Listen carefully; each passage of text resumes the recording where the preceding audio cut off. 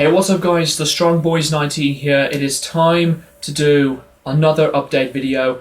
I haven't done another one of these for, I say, 3 months, and I am so sorry about that.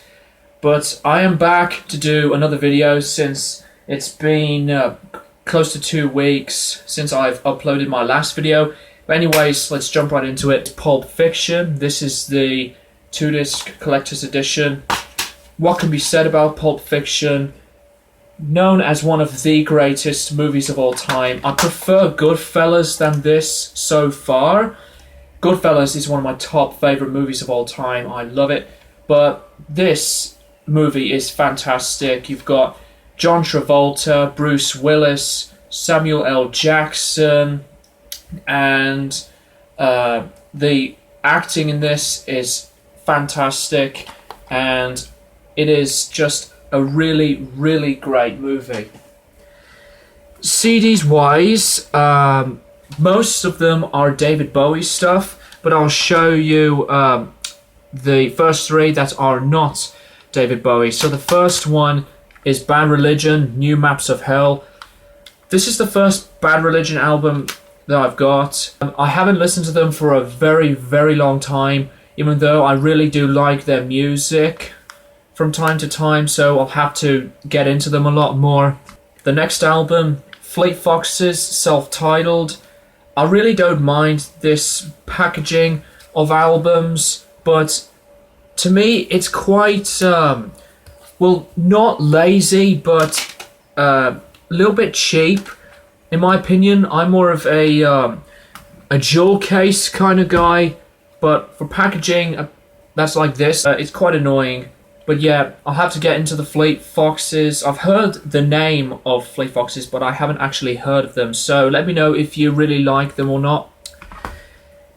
The next album is from Fugees, and it's an album entitled The Score. I haven't heard of this album at all, and I wanted to pick this up because I've heard that a lot of people say that it is a really good album or a classic, so I am really looking forward to be checking this album out. So yeah, now the last 5 are David Bowie. Got Aladdin Sane. This is one of the first album covers I have ever looked at when I got into music. Station to Station, one of my favourites. Brilliant album. Let's Dance, very underrated Bowie album. One of my favourite things about it is that Stevie Ray Vaughan did the guitar work on this album, which blew my mind. But yeah, I actually like this album. Few flaws, but I still like it. Ziggy Stardust, obviously, and Young Americans. So that is the pile of CDs. Now we're on to the records. The first one is the most expensive one I have ever bought so far. It is We're Only In It For The Money by the Mothers of Invention. This was the very first Zappa album I have ever heard and bought. This is the very first UK pressing from '68, and I believe this is the censored version of the album. And on a couple of tracks, they have been edited than the way it's originally edited, like the original album version from the US, but it didn't bother me too much. It's just a classic as always. Black Verve label, yeah. And I'll have to buy a lot more Zappa. I think the next one for me will be either the Grand Wazoo or Lumpy Gravy.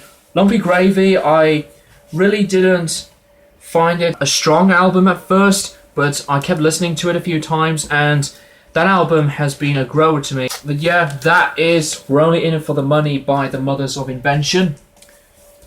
Stevie Ray Vaughan and Double Trouble, Texas Flood. Involving this album and these records, I have bought them from a record fair about almost 2 weeks ago. But anyways, Texas Flood, brilliant classic album. It's my favourite Stevie Ray Vaughan record, and I love Couldn't Stand the Weather, and I'll have to pick that album up as well. It plays so well. So yeah, I think it's one of the greatest blues albums of all time, period. Like, it's in my top 10, or no, top 5 for sure. Now this one, I thought it's going to be way more expensive than this, because a live record like this costs quite highly when it comes to like earlier pressings.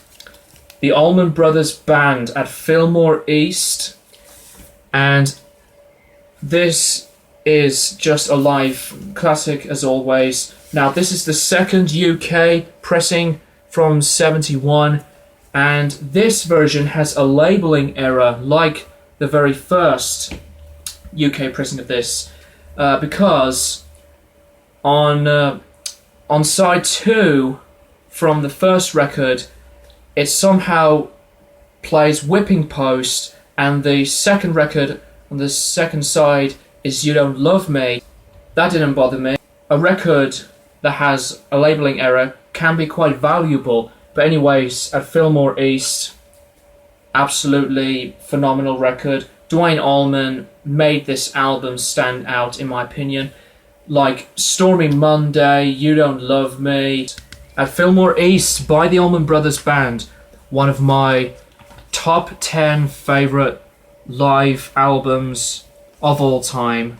Burnt Winnie Sandwich by the Mothers of Invention. This is the 1971 UK re-release, and remember when I did a question video on what is your favourite Frank Zappa album or albums?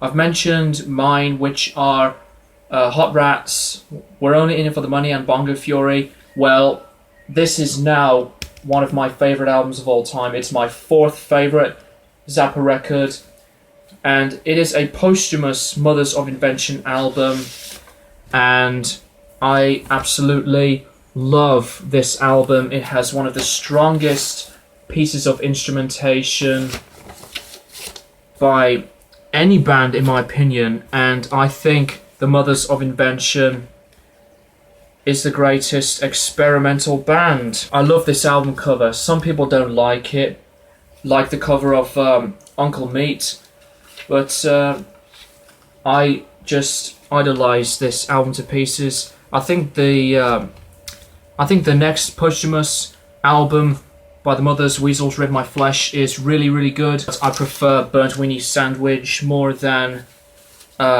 Weasels, but yeah, that's Burnt Winnie Sandwich. The next one, My Bloody Valentine Loveless. For some reason, this is an unofficial release of this album. The cardboard is wavy, and the colour of the record is white. Loveless, brilliant, brilliant album. I'll have to get into it a little bit more. Lots of people say that this is a classic album, so this is really, really good. The sound is surprisingly top-notch, which I completely did not expect. Awesome album. The last one. The condition of the cardboard of this is like really beat, which I'm pissed about, but these records themselves are like near mint. Deep Purple, made in Japan. You need to check this out if you have not heard of it yet. It's my 2nd favourite live record of all time. Their version of Space Trucking from Made in Japan is way, way better and more intense than the original version from the Machine Head album. I really do love this album. I highly recommend it, and the overall records themselves, as I said, they're like near mint.